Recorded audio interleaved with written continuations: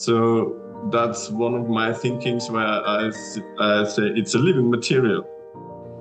And the sculptings I do out of them are humans at the moment. It's like humans, and they are living. And it's a process that shows your fragility, the human fragility, because we think we stay here forever, but we don't. You know, you change, you get older, you die. That's all a process, and it's similar to wood for me. And it's part of the expression of the piece.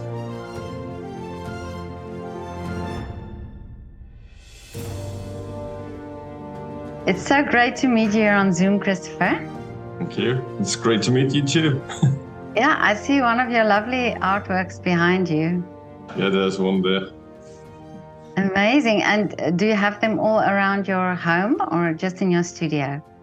No, there are some in here and some are outside, and some are everywhere around in galleries. I've brought 2 to the Linzer Rathaus yesterday.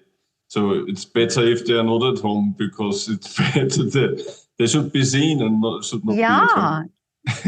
Yeah, of course. Yeah. But Christopher, how did you start with this? Because you're carving out of wood. I made the school for sculptors in Hallstatt when I was 16. I started the school, and it takes 4 years. So it's a sculptor school, and I always did it before. To me, it's like a natural thing to work with my hands and create things, because I've ever done it. And so as a child, did you carve? Not really, but I built a lot of things, you know. It's like that was really normal to me, and my father always gave me the opportunities and the possibilities to build and use all his tools, and so it was always there. And wood specifically, what drew you to wood, to use wood as a medium? As I made the sculpting school, we used different materials, stone and metal and clay and all possible different materials. But wood is, to me, it's a material, it's the best to touch, and the best for me, the best way to express my things. And I don't know, it's just a material I really like. Okay. And so from the sculpting school, or from there where you studied, you started more, because you said you worked with different materials. So then when you started thinking, okay, so wood would be my medium, did you already then have sort of in mind what you wanted to sculpt? Because your sculptures are very lifelike. I mean, the faces and it's really very lifelike. It is like that at the moment, because I made different sculpts. I tried in stone and metal, and they were more abstract pieces. And then there was like big artists which I really like, and they work in wood, like Bruno Walpott from Südtirol.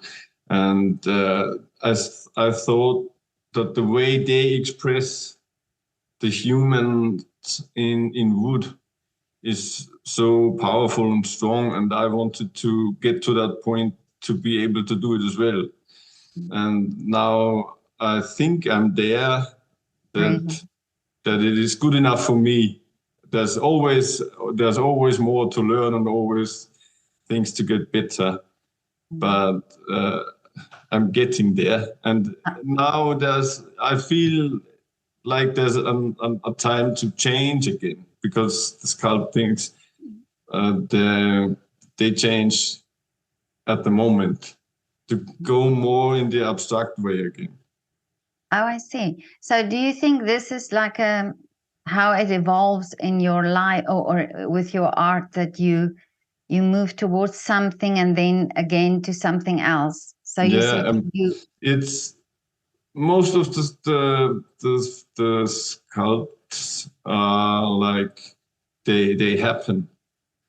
It's like I don't make any models. I do nothing like that. I don't draw them. I do nothing. I just go to a piece of wood.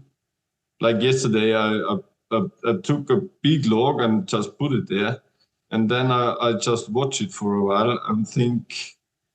That's one way to do it. I watch the log and think, what could I make out of it? That's one way. And the other way is that I have an idea and then I go and look which would be usable to express that idea. That's the other. These are the two ways I work. And sometimes when you have a log and you just start working, then it changes from day to day and in the mood you are in. So the figures themselves change as well.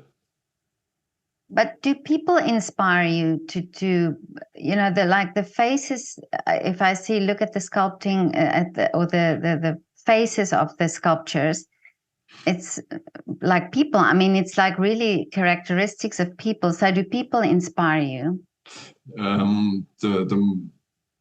When it comes to people, it's like dancers are really inspiring me. I mean, the movements and the expression they do with their bodies, that's really strong to me. If you look at a male or female dancer, it doesn't matter. But the way they express things and the bodies, the way they express, that is really strong. And faces.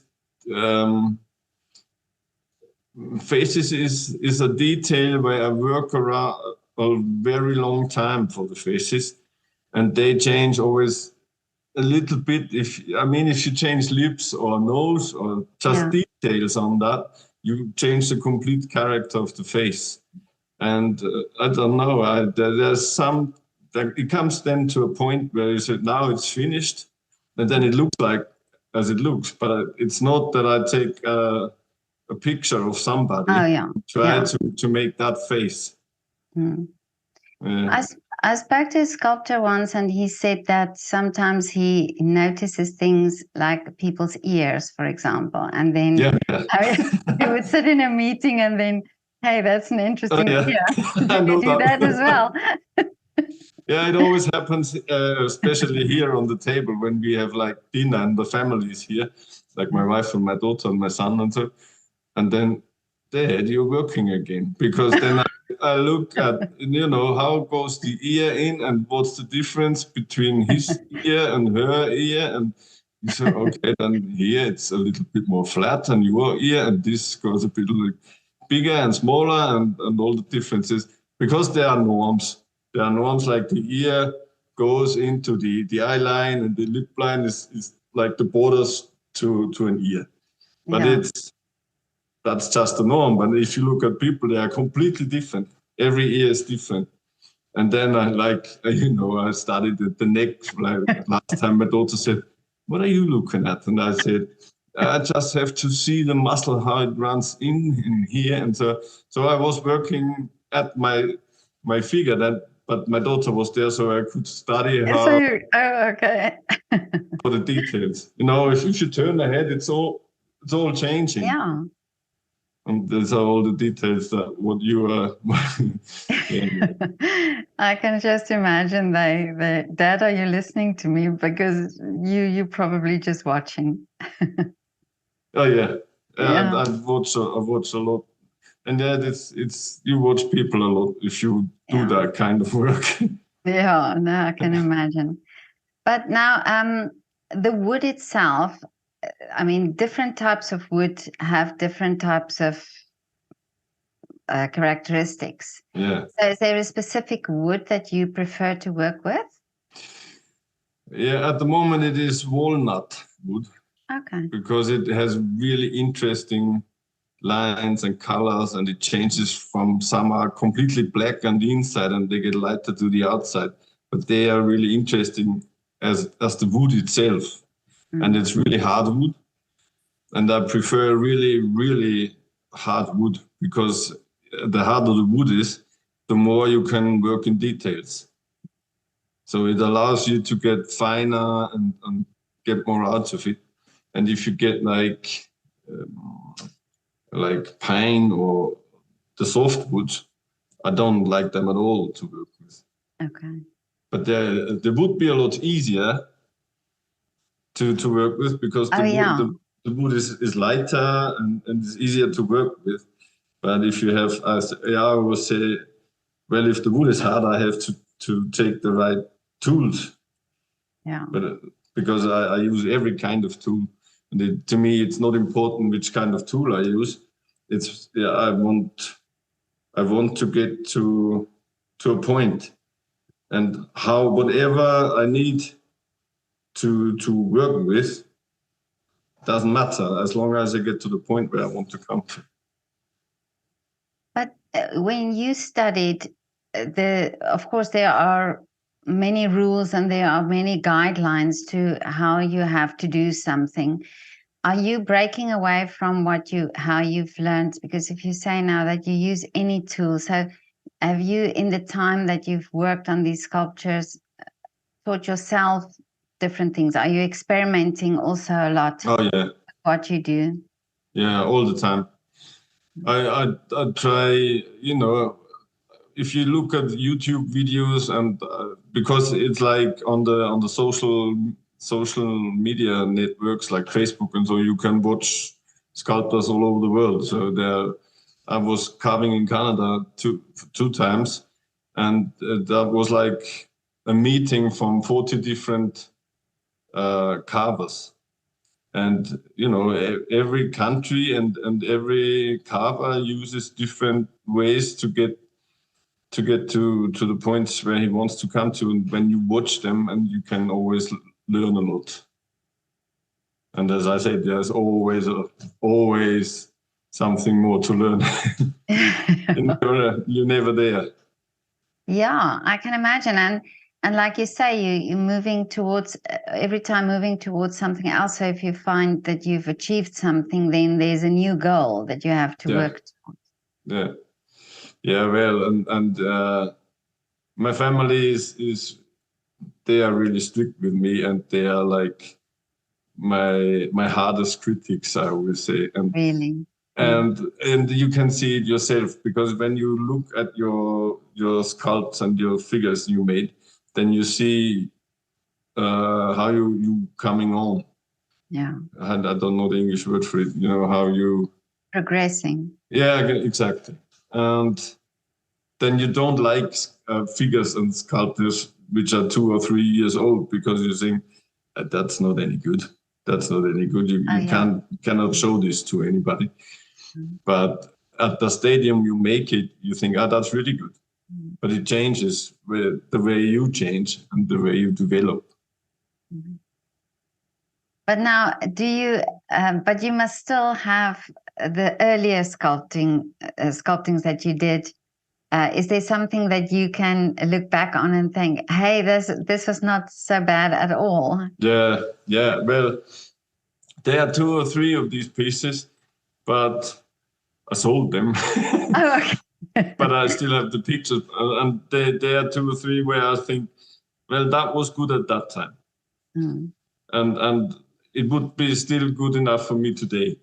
Of course, there are some. It's not all bad when you look back. Yeah. But just some pieces, you see you're progressing. Yeah. And now that you talk about selling your work, I spoke to a painter the other day at an exhibition, and he sold one of his paintings, and he said, I asked him, is it not hard for you, because he worked so long on the painting, is it hard to let it go? And he said, well, when you see who buys it, it makes also a difference that you think, okay, well, these people, it's going to a nice home, basically. Yeah, do you feel that way as well about your work? That is a process, I would say, because I'm completely self-employed just for 3 years now. All the other times before, I've used to work in offices and for big companies and did other things to have a living money. But now I'm completely self-employed and live off that. And then one point is that you have to sell your work to live from it. Yeah. That's one point.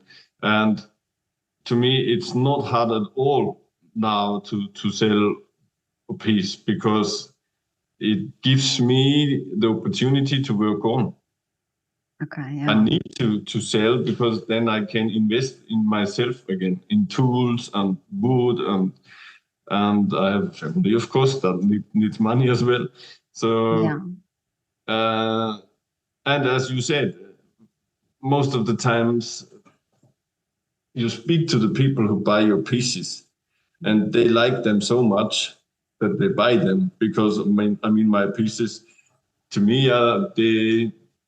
Well, I hear quite often that I should go up with the prices, but Oh, okay. but then first you have to have a name, and I'm on the way to go there, but I'm not there yet. Yeah. But it's easier if you have a name, and you can do whatever you like, and people want to buy it anyway, because it's an investment. But as a standard artist, I say that's not the way it goes. Usually, it's not This always. is It's yeah. not an easy way to go. It's really not really fair if you think of it. And this is something another artist said the same thing to me. It's the artwork doesn't change really. It's just people's perception of the artist. It's this name Okay, that you yeah. have to have. What makes people pay more for it, which is actually not really fair if you think of it. But that's the way it goes. That is, yeah. I know sculptors where, as you say, their pieces don't change, but whatever they do, he can do whatever he wants. If he cuts in once and puts it on the table, then it would be bought as well. Yeah. But that's where I'm not there yet. But that's a point where I can thank you, because your work, like giving artists the possibility to have a voice out there, and is always important, because that's one of the most important things, that people get to know you, and you get to know people, and it's always a challenge. Go and find new galleries and new places, and that's a work that never stops on that way. Yeah, and it's also not. I can imagine if you can just do your art and that's all you have to do, but you have to think of the business side, and you have to think of the marketing side as well.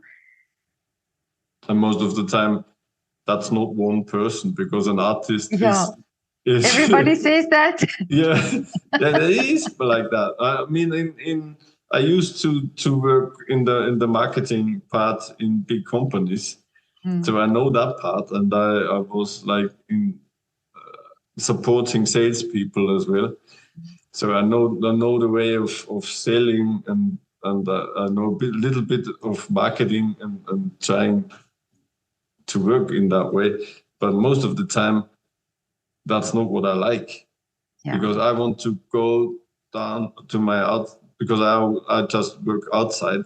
I want to be out there and work, and not sit in front of a computer to do my paperwork and my bills and my trying to get some marketing out there. I want to work, Yeah. No, I think that's what everybody feels. Every artist feels like that. But now, Christopher, the wood that you work with, wood is a live thing. So, do you have to treat the wood, because these sculptures have to last forever? So, do you treat the wood, or what? How does it work? I used to work with the whole logs, so I don't usually. If most of the sculptors working with wood, they cut the logs in pieces and they glue them together again, so they don't crack and they don't change. But mine, mine, they crack. Okay. Yeah, they do, because most of the time I buy wood and I just start working right away. I don't dry it, I don't wait for anything, I just work. And then when it's finished, I bring it to a gallery and put it in there. So you put it on show, and it often happens that they get big cracks in the galleries. Really? But I mean, they get oiled, and I do the surfaces, I treat the surfaces. But to me, as you said, it's a living material, and it never stops. It can be cut down 100 years ago. When it gets wet, it swells up again, and if it dries, it goes together again, and that process never stops. So that's one of my thinkings, where I say it's a living material, and the sculptings I do out of them are humans at the moment. It's like humans, and they are living, and it's a process that shows your fragility, the human fragility, because we think we stay here forever, but we don't. You change, you get older, you die. That's all a process, and it's similar to wood for me, and it's part of the expression of the piece. Amazing. Oh, that's beautiful. Yeah. Because now I think if you live near the coast, your sculpture will be different than somebody who lives, say, where it's very dry. So it will change according to where you are and where you live. How And beautiful is that? sorry if I interrupt you. Yeah. I have people who bought pieces of me, and in Austria, it's like you have the heating season, where in like winter time, and they put the piece outside in winter, so Really? that it doesn't crack because of the heating, because that makes a big change to wooden pieces. If you put on the heating, like a Of wooden, course. like a floor heating, and you turn the heating on, the air gets dry, then some pieces can crack more, like because they work again. And in summertime, it's fine. They bring it back in again. So that is part of Yeah. the piece. And I don't care about cracks, because people always say to me, "Oh, but it's a shame that it got a crack." I said, "No, Yeah. you get like wrinkles, and that's part Yeah. of the being." Yeah. Oh, I love that. I really love that. Yeah. So it's never finished then No, really. it never Yeah. is. Like, we Yeah. are not perfect, Yeah. and the Yeah. pieces are like a mirror.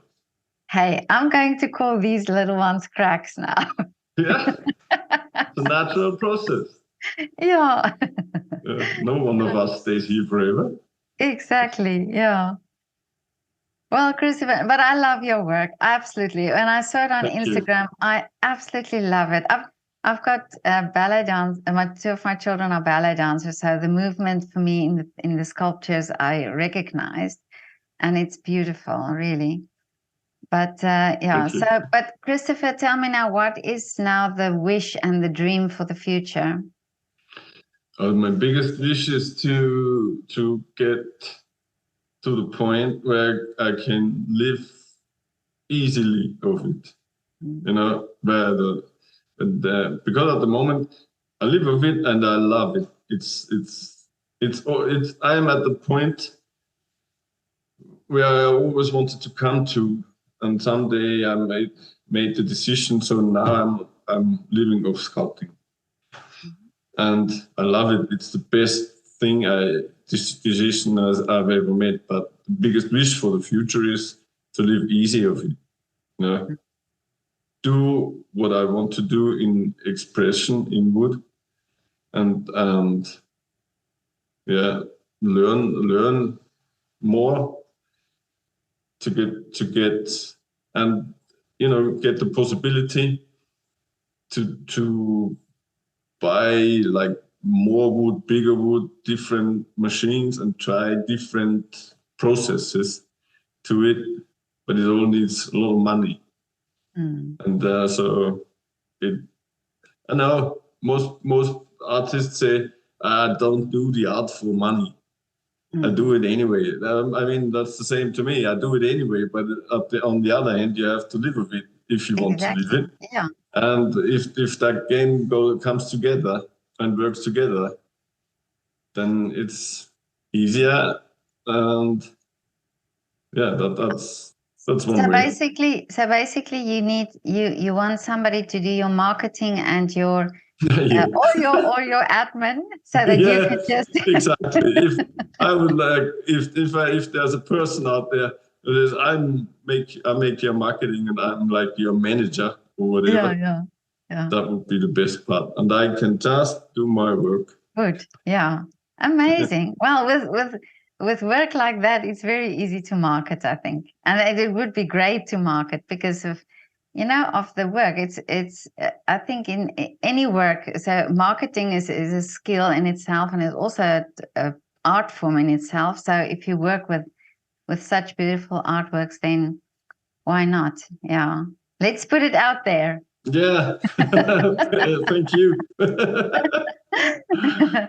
Christopher, it was so lovely to talk to you. I hope to one day come to your gallery and see your beautiful work. I love the story behind the work, and that the work is never finished, and that it cracks and it's just human. Yeah. Yeah. It's living, as you said. Yeah. Well, I'll let you know if I'm around Vienna somewhere. Yes, please do, and we'll grab I had an exhibition in Vienna last year, so. Oh, you have to tell me, please, and then you can look at my ear as well. Yeah. Everything, ear, nose, lips, my everything. neck. I'll I won't mind. I'll invite you for coffee, and you can have a great look. Yeah. Okay. Okay, Christopher. Have a lovely afternoon. Thank you for the and see you in possibility. Vienna soon. Yeah, hopefully.